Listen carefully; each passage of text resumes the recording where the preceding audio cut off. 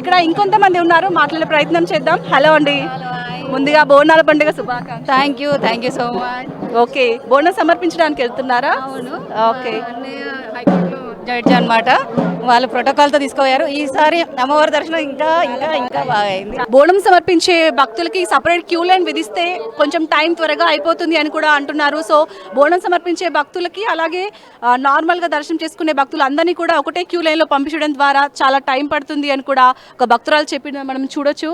So బోనం సమర్పించే భక్తులకు వేరే క్యూ లైన్, అలాగే సాధారణ భక్తులకు వేరే క్యూ లైన్ సపరేట్గా విధిస్తే త్వరగా అయిపోతుంది. ఎందుకంటే బోనం సమర్పించే భక్తులు ఎర్లీ మార్నింగే లేచి బోనం రెడీ చేసి అమ్మవారికి బోనం నైవేద్యం సమర్పించినాకనే వారు ఆహారం అనేది తింటారు. సో చాలా టైం పడుతుంది కాబట్టి వారికి మాత్రం సపరేట్ క్యూ లైన్లు ఉంటే బాగుంటుందని కూడా చెప్తున్నారు.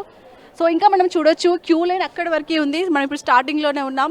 ఎంతో మంది అంటే నైట్ వరకు కూడా లక్షలాది మందిగా భక్తులైతే అమ్మవారి దర్శనం కోసం వెయిట్ చేస్తుంటారు.